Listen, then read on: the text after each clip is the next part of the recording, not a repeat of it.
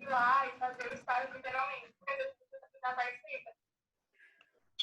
Então, a gente nem tá fazendo isso, mas, tipo, não adianta nada a gente fazer a parte escrita se a gente não for fazer a... Eu também acho que eu podia parar o estágio. Ah, sim. Sei lá. Fernanda. Não, e a Natália, ela...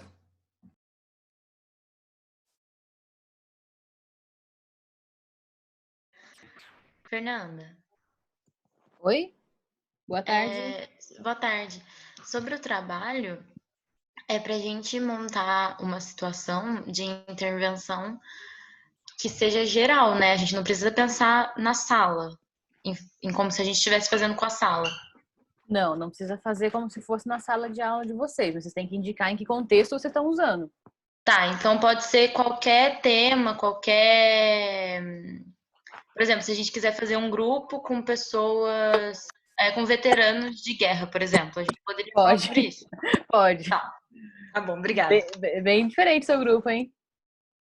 Não, é um exemplo, né? Nunca se Mas sabe. pode. O Bion fez, você pode fazer também. Então, eu tava com essa dúvida, porque eu vi isso numa série. E aí eu achei uma ideia muito legal, só que a gente não viu a gente não viu muito específico o Bion, mas ainda assim a gente pode usar ele. Pode. Ah, então tá bom. Obrigada. Boa tarde, pessoal. Boa tarde. Diga, vocês estão com dúvidas? Que dia começam as apresentações? Semana que vem. Ah, Vou compartilhar a tela aqui com vocês para vocês verem o calendário. Obrigada. Tá bom. Professora, eu tenho uma dúvida também. Desculpa. Rapidinho, só queria saber se precisa ter conclusão esse trabalho. Não, porque vocês não vão aplicar, né? Então não tem como ter beleza. conclusão. Tá bom, obrigada. Tá. Vocês estão vendo a minha tela? Uhum. Ó, hoje é o dia 6. Eu fiz uma troca aqui. Semana passada eu já falei sobre intervenções grupais nas organizações. E hoje a gente vai falar sobre educação. Intervenções grupais na educação. O texto que eu tinha enviado para a Thaís encaminhar para vocês. E aí, a partir de semana que vem, ó, 13/5, começa as apresentações de trabalho. Então, a gente tem grupo da Karina, da Daisy e da Giovana. Depois, na semana seguinte, dia 20, da Luísa, da Bianca Simanovic e da Ana Gabriela. E no dia 27, da Emily, da Bianca e da Maria Fernanda. Bianca Uchoas e Maria Fernanda. Tudo bem? Vocês marcaram essa data aí? Sim. A apresentação, gente, é coisa simples. Eu quero que vocês contem pra mim de onde vem as ideias de vocês, o que vocês escreveram no trabalho. Mas pra gente ter um momento de troca mesmo, né? De contribuição, que eu e colegas possam também dar pitaco no que vocês estão produzindo no trabalho. Mas pra gente ter esse momento de troca mesmo de comunicação. Já que não vai dar pra gente fazer isso ao vivo. Tudo bem? Tudo. Aí no dia 3/6 a gente tem revisão e depois avaliação, que eu ainda não sei como vai funcionar, né? Eu acredito que vai ser tudo online, mas não tem ainda nenhuma notícia. Fernanda, deixa eu fazer uma pergunta. Sim. Quanto à revisão, até que você falou aqui, eu ia perguntar sobre isso mesmo. O conteúdo da prova vai ser desde lá daquela revisão que você deu das linhas até o sociograma agora que a gente viu? Sim. Tá. Tudo. Professora, a sua prova vai ser de dissertativa ou múltipla escolha? Geralmente eu misturo, Giovana. Coloco um pouco de questões dissertativas e um pouco de múltipla escolha. Ah, sim. Entendi. Tá. Obrigada. Imagina. Como é que vocês passaram no feriado? Foi feriado sexta, vocês notaram? Foi a mesma coisa que não ter feriado. Por quê? Estudando, a gente acabou de fazer a primeira avaliação de psicanálise, todo mundo com a cabeça explodindo aqui. mais os trabalhos, as leituras de todas as matérias, né? Então, o que estava ruim podia piorar. Vocês sentem que tá diferente do que foi o ano passado? Nessa mesma época? Nossa, totalmente. Tá. Pela própria questão do isolamento mesmo, ou mais alguma outra coisa que esteja pegando aí pra vocês? Olha, eu digo por mim, assim, acho que mais pela questão do isolamento, a questão psicológica que não é a mesma, né? Então, momentos que a gente tinha pelo menos para distrair, para fazer outras coisas, para desligar um pouco, a gente não está tendo, né? Então, o Uhum. momento que a gente tem sem aula, a gente está estudando o tempo todo. Então, tipo, a minha vida virou em função da faculdade e limpar a casa, só isso que eu faço. Uhum, uhum. Agora a gente tá mais em casa, né? Aí não tem como deixar a casa suja também. É, Tem que limpar o tempo exato. todo. Tem gente respondendo no chat aqui também, né? Que a aula online exige bastante de vocês, né? Em termos de, imagino eu, de atenção, de concentração, de estar presente, né? É isso. Gente, só vou acender a luz aqui e já volto. Peraí.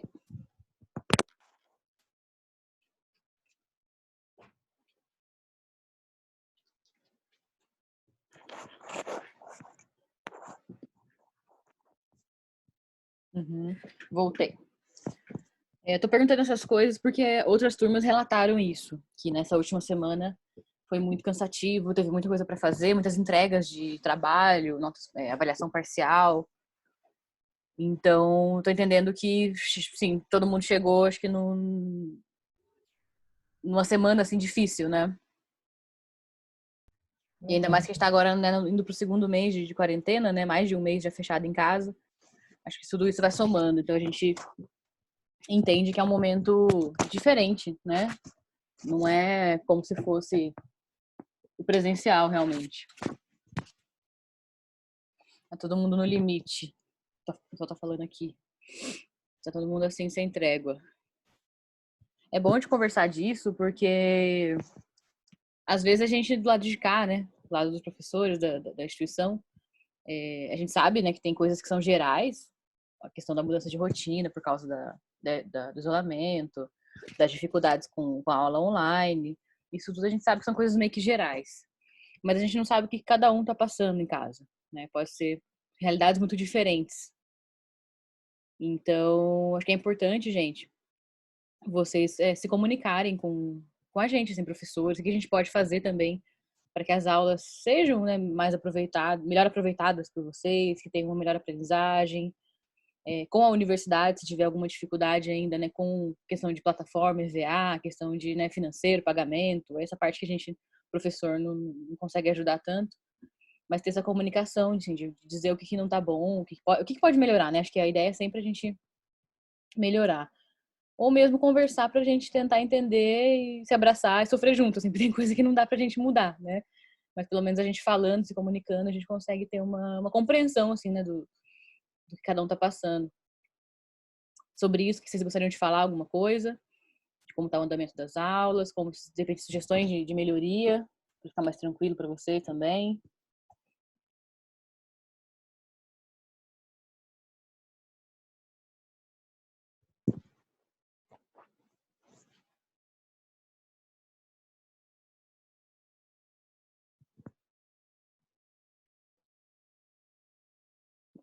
Acho que ninguém tem nenhum pronunciamento, então, né, a se fazer. Minha aula tá tranquila? Bom, que bom, Silvana.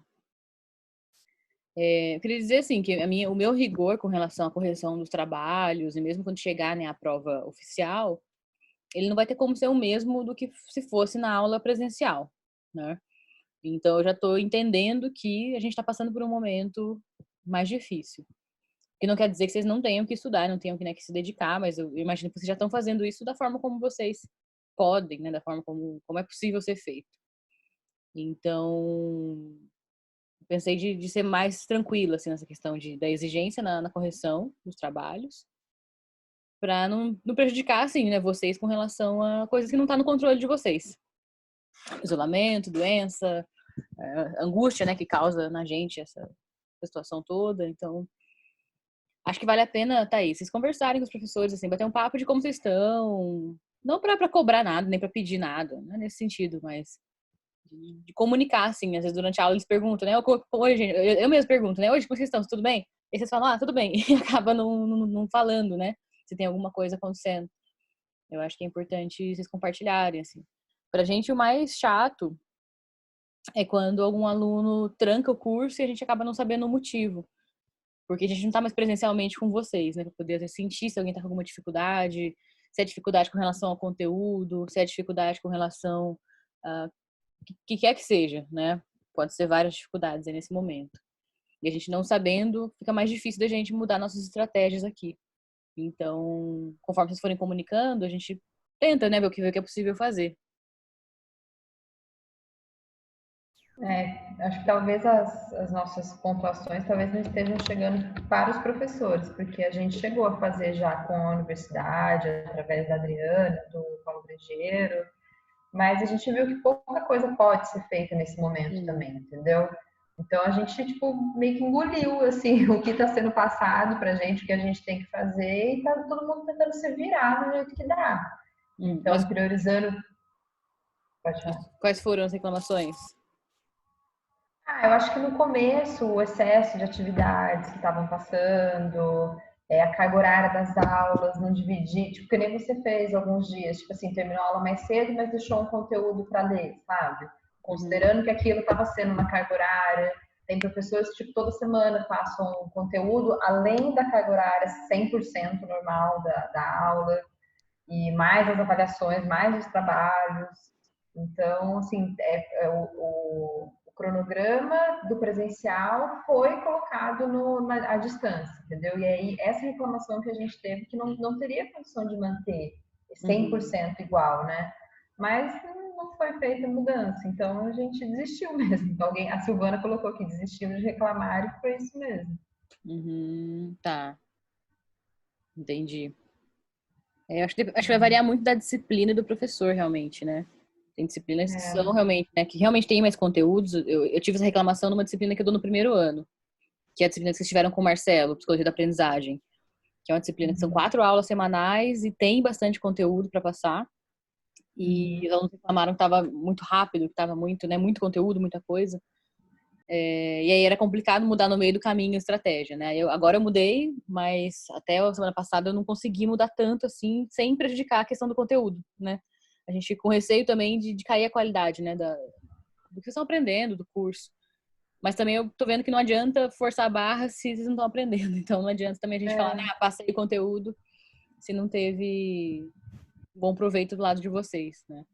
Exato. Então, para isso, eu acho que é importante a gente ter diálogo, ter exercício. A minha disciplina, assim, eu não dou tanto exercício, porque eu, sinceramente, assim, os textos que a gente trabalha são bastante simples, são mais de coisas práticas, e a gente tem discutido muito. A minha disciplina é muito prática, né? Então, eu quero mais ver como vai sair esse trabalho de vocês. E dúvidas, assim, falem comigo. Dúvidas com relação ao trabalho, com relação à disciplina, com relação a qualquer coisa, né? Da disciplina, assim. Falem comigo que eu acho que me ajuda a entender também quais são as dificuldades de vocês. Sim, obrigada pela abertura. Imagina que a gente quer isso. E isso é uma coisa que isso o Paulo e a Adriana trouxeram pra gente. Eles trazem, na verdade, as considerações de vocês, mas uma coisa que foi mais enfatizado foi essa questão do acolhimento, assim, da gente, né, estar junto com os alunos, ouvir os alunos, que é uma coisa que, na minha opinião, é indispensável. E quando tem alguma questão na didática também, assim, de professores que não estão dando exercício, ou que os alunos solicitam mais horas de aula, menos horas de aula, uma coisa assim, geralmente eles ligam pra gente e fazem, né, o pedido que os alunos fizeram. Então, eles trazem, sim, a depender do que for, né, como você está dizendo, tem coisa que não é possível a gente mudar, mas alguns pedidos de vocês, eles têm trazido, sim. Diga quem ia falar? Eu. Para tirar as dúvidas do trabalho, você prefere que a gente te mande e-mail ou você prefere que mande para representante e ela passe para você? Vocês podem perguntar hoje, durante as aulas. O e-mail, gente, eu sinceramente estou um pouco atrasada com as respostas com e-mail. Se vocês mandarem por e-mail, eu não sei se eu consigo responder até semana que vem. Então podem mandar por WhatsApp. Acho que fica mais fácil. Tá. O WhatsApp eu também demoro para responder. Geralmente, assim, se vocês mandarem, às vezes, dependendo do horário, eu respondo no dia seguinte, ou se é 2 dias depois. Mas em algum momento eu respondo. Só não mandem coisas urgentes, assim, do tipo, um dia antes do trabalho, uma coisa que vocês precisam resolver urgente, aí eu não dou conta de responder todo mundo nesse prazo. Mas podem Tá mandar no bom. WhatsApp. Tá, obrigada. Vocês têm meu número? Não. Não, vou pôr aqui no. Mas, gente, tem um senso, tá? Mandem coisas realmente urgentes, porque são muitos alunos. Todo mundo resolver mandar alguma coisa, eu não dou conta de ver. Eu já não dou conta normalmente mesmo, então eu demoro pra responder. Pus aqui no chat. Essa coisa que a Deise tá falando, ó, tem professor que grava aula, manda áudio, assim podemos ouvir horários diferentes, porque nem todos os dias a internet tá boa. Algumas outras turmas me solicitaram isso, ao invés de dar aula ao vivo, de gravar a aula com antecedência e mandar, e durante o horário da aula ficar disponível para dúvidas. É uma estratégia que algumas turmas acharam interessante, não sei vocês.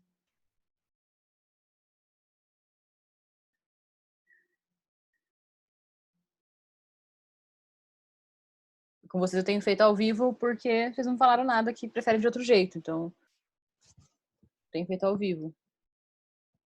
Eu faço ao vivo, né? Mas eu gravo e disponibilizo depois. Não sei se vocês estão vendo isso. Geralmente, semanalmente, eu vou lá na EVA e posto o vídeo da aula.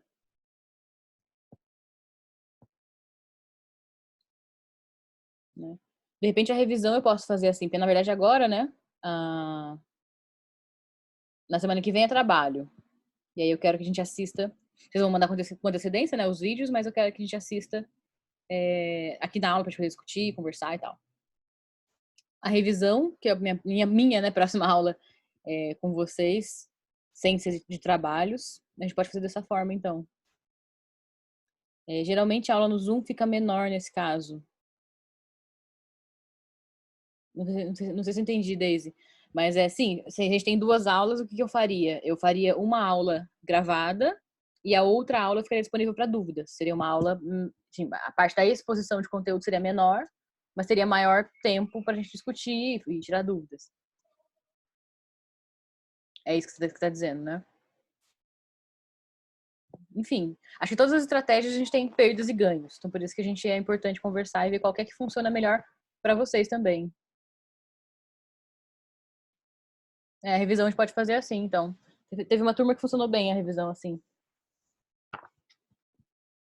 Vou anotar aqui.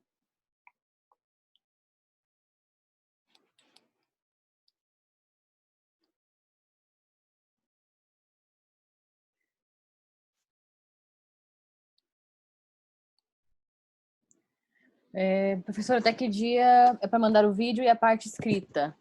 A parte escrita pode mandar no dia do trabalho, não precisa ser com antecedência, porque eu não vou conseguir ler antes da aula mesmo, eu leio depois. Mas o vídeo você tem que mandar com antecedência. Eu tinha falado, acho que mandar até na quarta-feira de manhã. Acho que foi isso que eu falei, não lembro. Eu tinha estabelecido um prazo com vocês, eu até esqueci já. Mas até na quarta-feira mesmo, meio-dia, eu consigo assistir o vídeo e, né, me preparar para a aula. Geralmente eu me preparo para a aula na quarta-feira à tarde mesmo.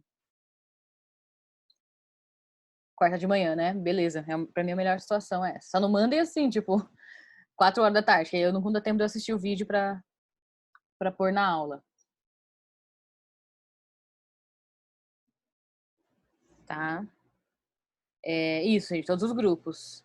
Não, todos os grupos. Todo mundo que for apresentar. Ó, semana que vem é Karina, Deise e Giovana. Então, os grupos da Karina, da Deise e da Giovana me mandam o vídeo nesse mesmo dia de manhã, até meio-dia. Pode enviar por e-mail. E aí, no dia que for, por exemplo, o grupo da Luísa, ela manda naquele dia, não precisa ser no dia 13, no dia 20, no dia que for o dia do seu trabalho, tá? Pode ser por e-mail, e se ficar pesado, tem gente que coloca no YouTube, ou coloca em algum, tipo, Drive, algum site que vocês possam hospedar, né, o vídeo quando fica muito grande. Atentem sempre para não fazerem vídeos com mais de 30 minutos, tá? Porque como a gente tem três colegas, né, 3 grupos por dia, se for cada um quiser falar mais de 30 minutos, fica muito tempo. Então, vídeo de 15 a 30 minutos fica bom. Ok, gente? Mais algum ponto? Mais alguma dúvida? Não? Bem, vamos lá. Hoje eu tinha enviado o texto, né, para vocês, era o texto sobre intervenção em grupo em educação. Não sei se vocês conseguiram ler, mas é mais um texto, né, assim como nas últimas aulas, que conta de uma narrativa de como funcionou uma intervenção específica, tá? Então ele é um texto, né, que conta de uma coisa prática, conta de como foi feita uma intervenção. Então, novamente, eu não acho que tem tanto sentido eu ficar aqui fazendo slide, porque não tem, assim, uma parte teórica, né? Uma coisa, não tem tantos conceitos. Ele se apoia nos conceitos a maior parte do texto se apoia nos conceitos do Moreno, né? Que a gente já viu. Então, eu não vi sentido da gente ficar trabalhando tanto com conceito. O que eu pensei da gente fazer hoje é uma discussão sobre essas práticas em educação, pensando também que é a minha maior experiência, né, no trabalho com grupos, com grupos na área da educação.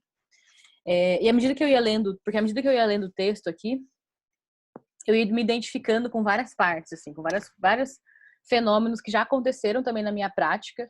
Então, penso eu que são fenômenos, de certa forma, comuns, de certa forma, corriqueiros dentro da área da educação.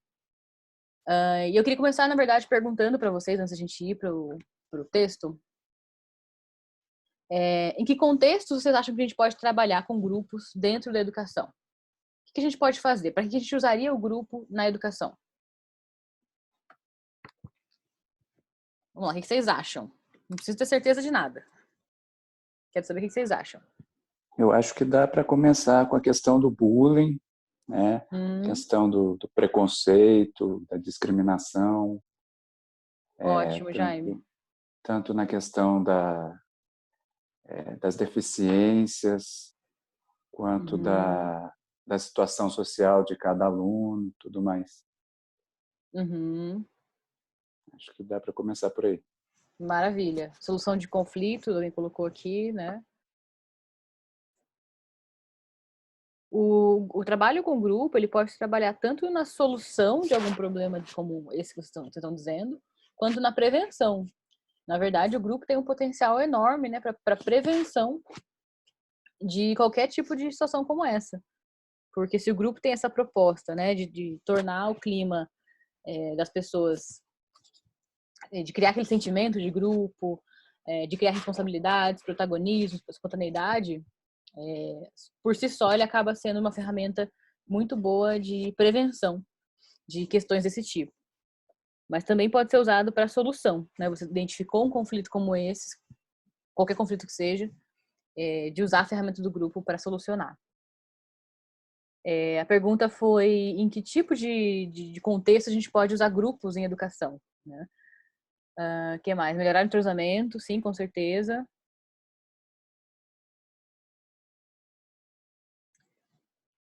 Clima organizacional de professores e diretores. Legal, Daisy. Geralmente esse trabalho a gente pode fazer num contexto organizacional ou de educação, né? É uma prática emergente do psicólogo escolar trabalhar também com essa parte organizacional.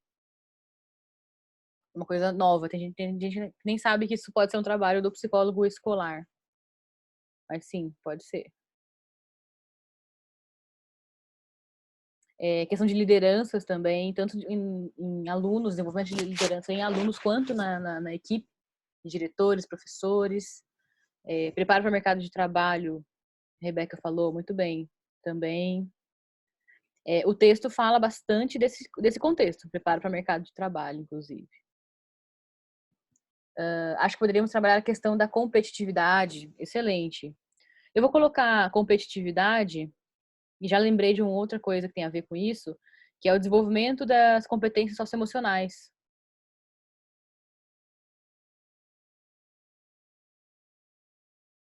Que a gente tem, né, autonomia, responsabilidade, comunicação, trabalho em grupo, responsabilidade, várias competências dessas que ajudam as pessoas a lidar umas com as outras e também consigo mesmas, né?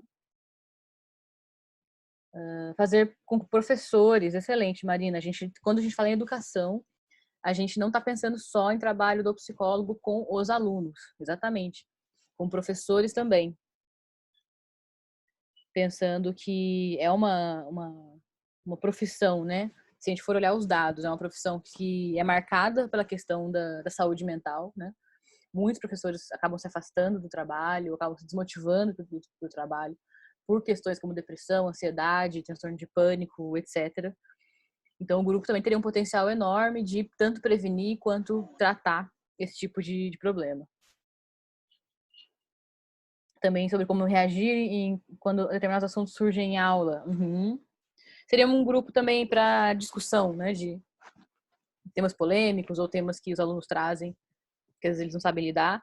Assim como para melhorar o relacionamento, né, dentro do próprio grupo de professores, quanto professores e alunos. O texto de hoje também fala disso, de que a educação tradicional ela acaba privilegiando mais a parte do conteúdo e menos essa parte de relacionamento de professor-aluno.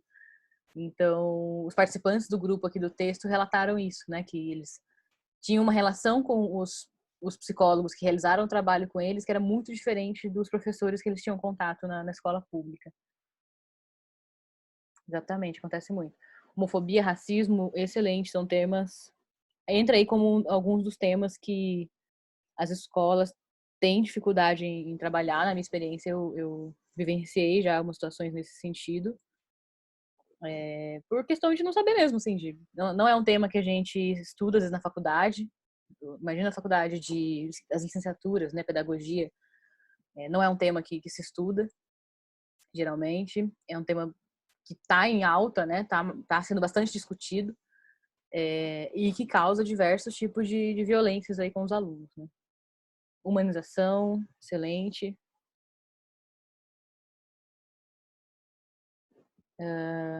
Bullying, preconceito, tal, os legal já falaram. Agressividade. Por agressividade, indisciplina também.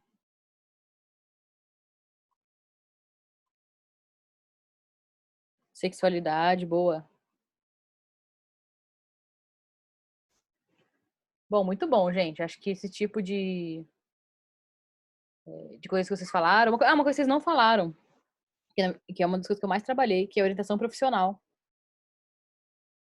Alguém falou mercado de trabalho, né? Mas a orientação profissional engloba o mercado de trabalho, mas também tem outras partes aí com relação ao desenvolvimento de autoconhecimento, capacidade de tomar decisões, conhecimento sobre as profissões. Então, olha, vocês falaram aqui só, né, a gente jogando assim ideias, né? Acho que mais de 10 a 15 situações em que a gente pode usar o grupo na escola.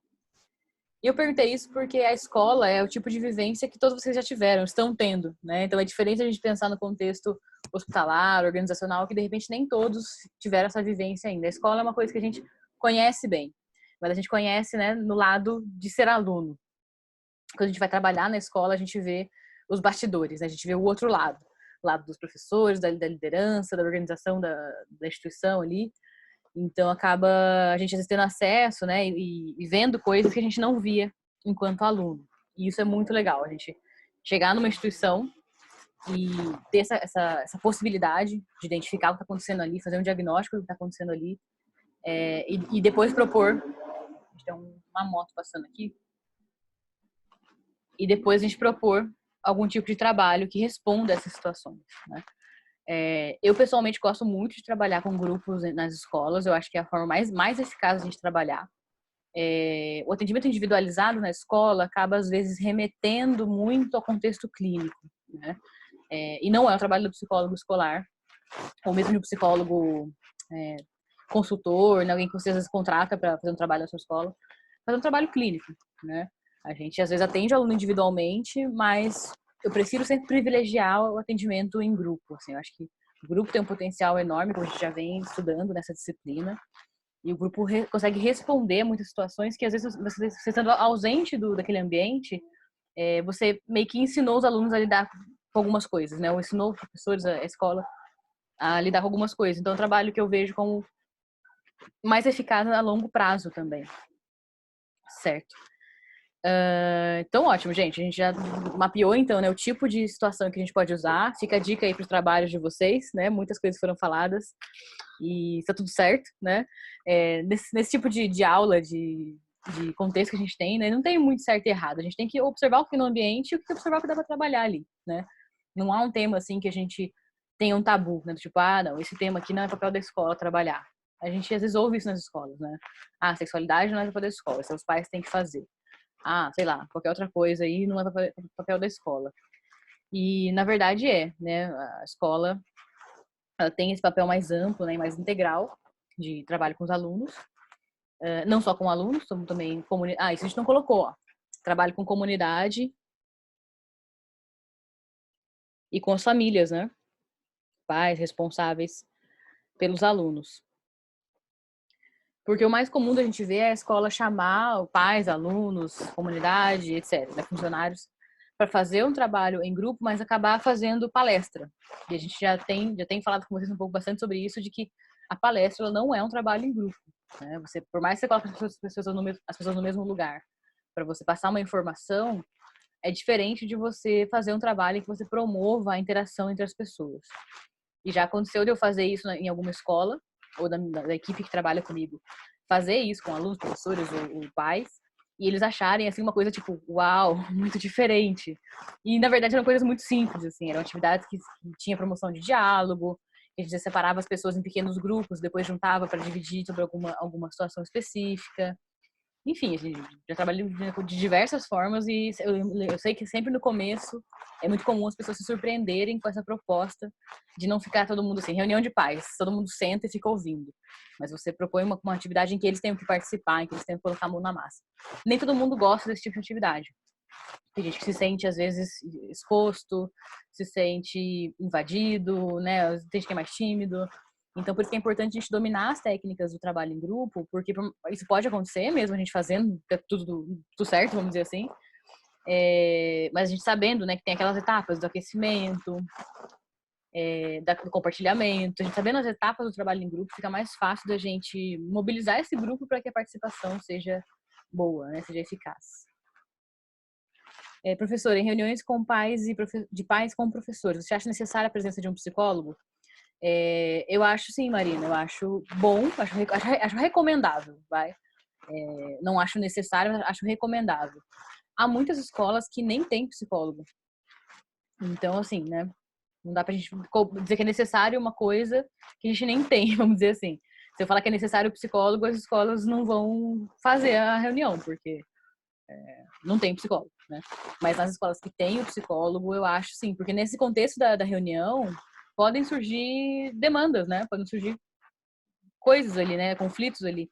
Tanto dos pais cobrarem alguma coisa da escola, ou às vezes o contrário, os pais não querem participar, né? Ficam muito calados, muito na deles ali, muito ressabiados, e não se envolvem com as atividades da escola. Às vezes os professores vêm com um discurso já bastante carregado de alguma bronca, de alguma coisa que eles estão vivendo ali na sala de aula. Então, todas são situações que eu já vi acontecer.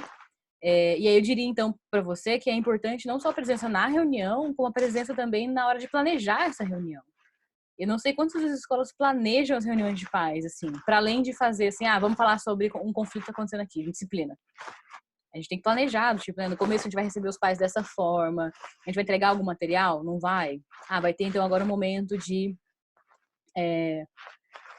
repente um café onde a gente vai poder circular entre eles, conversar, né, abrir o diálogo. Depois vai ter um momento em que eles vão poder falar com os professores, trazer as demandas deles. Às vezes as reuniões não são planejadas dessa forma, né, com esses detalhes que fazem com que a gente tenha, né, uma reunião produtiva. Então eu diria que o psicólogo é recomendável, né, a participação dele, tanto no planejamento dessa reunião, para que não seja uma reunião de lavagem de roupa suja, que é uma coisa que eu já vi muito acontecer em escola e, tipo, não é legal.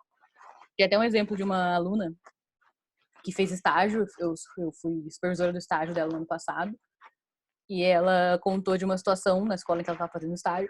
Era o primeiro dia do estágio dela, em que teve a reunião de pais.